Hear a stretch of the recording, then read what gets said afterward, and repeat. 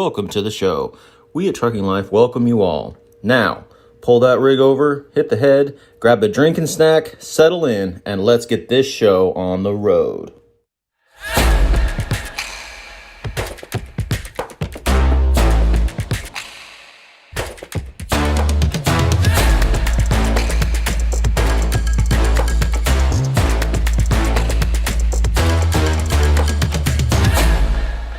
And now, your host.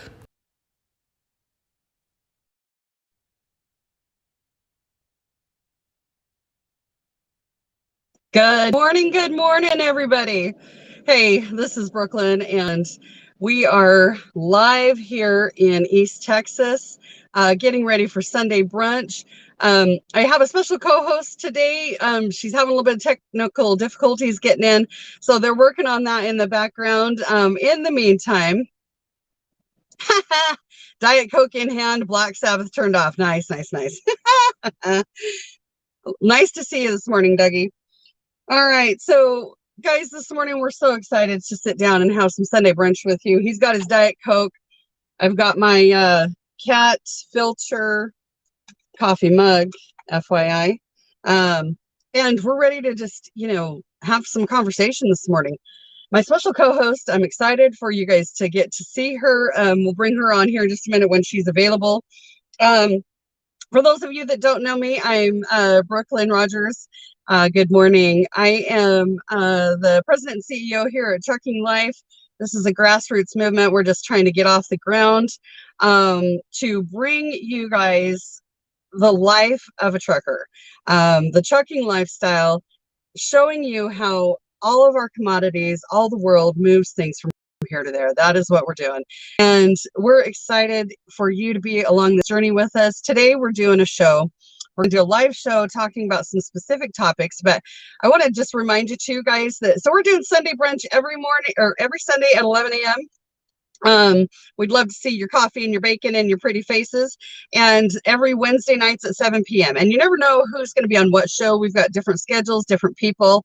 So just plan on those time frames. Come hang out with us for that little bit of time and see what's happening in the industry itself, but also we'd love to hear your input. Arkansas in the house. Good morning. Love you, Brian and Kay. For those of you that don't know me, like I said, I'm Brooklyn. When I'm not hanging out here at home in Texas, I am on the road with my husband, Johnny Dean. We are living, loving trucking. And he is currently somewhere, and I apologize, I don't remember what state he told me he was in this morning. Anyway, he's up in the Northeast, headed for Baltimore, Maryland. He's just like an hour and a half outside of Baltimore. And he's just playing without me in our new truck. That's all I know. Anyway, how we're doing, I wonder if we've got Margaret on. Our special co-host is Margaret DeBalot. If we can get her on. In the meantime, I'm going to say I'll let Jed bring her on if and when she can become available. The topics that we're going to cover today, you guys, are some specific changes that go into effect as of tomorrow, you guys, February 7th. It's the FMCSA's new training provider registry and the entry-level driver training regulations. There's a lot of information about that, a lot of different points of view about that. So we're going to cover that a little bit today. We're going to go over what that registry is meant to do, what they're wanting it to do, what that affects, how that's going to affect people who have a CDL now or want to get one in the future. It will have a major effect on that process for sure, starting tomorrow. We're also going to go over, a couple news articles that, covered that specific change that will take effect as of February 7th tomorrow. And then, that we're going to have some conversations about regulating and mandating the trucking industry specifically, pros and cons, people's feelings about that. We're going to cover that Freedom Convoy 2022. What's happening up in Canada, in Ottawa, what their plans are. And then also, I don't know if you guys have been paying attention, but there's a new movement I think people are just getting fed up. And so the newest movement is convoying to DC. United States truckers and citizens are uniting to also try to stop the mandates here in the United States. So let me take a look. I don't know if we've got Margaret. I'm going to take a look, guys. Give me just a minute here. I'm going to see if I've got any information on what's going on with Margaret in the background. Good morning, Terry. Good morning, Ange. Love you. Good morning, Gary. Good morning, Don. I can see some of the comments, guys, but I can't see them all. But I misplaced my husband. That happens. Oh, he's in Pennsylvania. Love you, honey. Okay. Terry, I want to call you what I call you, but I'm not going to do that on live TV. Okay, let me take a look real quick, guys. I'm going to put this down for just a sec and see where we're at here.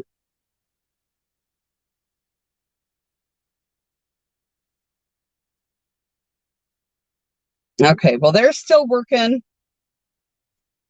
I think they're still working on Margaret. Okay, so when Margaret comes in, guys, I really want her perspective and her point of view. So when and if we can get her in here, I'd love to get her comments.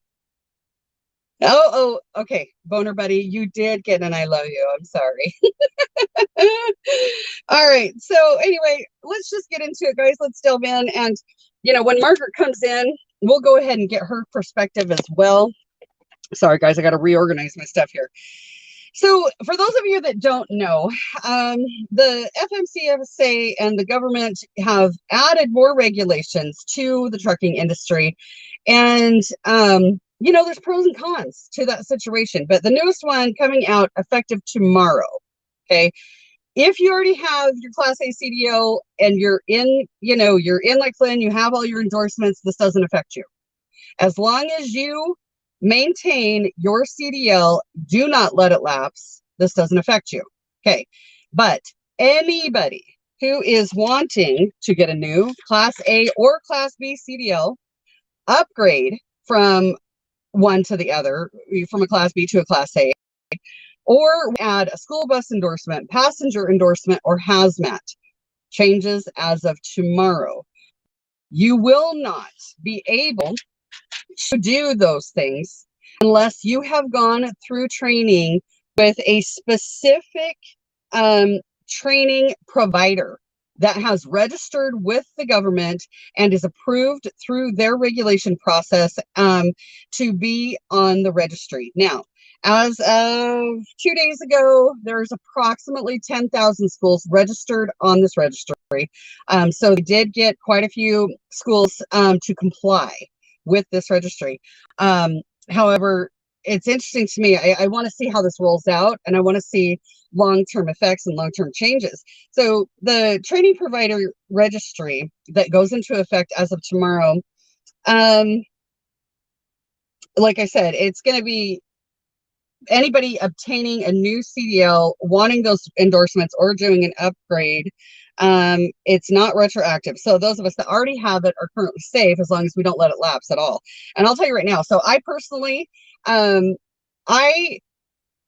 my situation, I never went to an actual driving school, you guys. I was a school bus driver. I trained as a school bus driver with a Class B CDL first. Then I just went through the process of training with somebody. Miss you, love you, hugs to you, Jamie.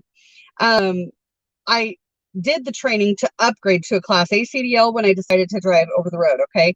And I had my passenger and school bus endorsements already. I'm going to tell you right now, that process, if there's a driver out there who has a Class B and wants to upgrade to a Class A, they are no longer just going to be able to go test and do that. They will be required to go through an approved training school. That's it. That's all. Some of the biggest concerns that I see is cost. That's crazy to me. That's crazy to me in one sense, that's the only way someone will be able to obtain a CDL and or upgrade or add endorsements. That's the only way. They no longer will be able to just test out and go through a certified instructor. That's no longer an option as of tomorrow. So for me, the way that I went about getting my Class A from a Class B, and I already had the passenger and school bus endorsement, and I added the tanker endorsement. So to add passenger school bus or hazmat, if you don't have those already, you have to go through an entire training school. You will not be able to just test out for those endorsements. So that's a big deal.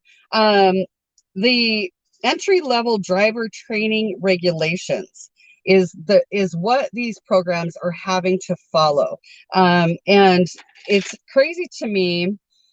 Freight Waves did a article 2 days ago, and they did say that there's about 10,800 training locations listed on the registry right now.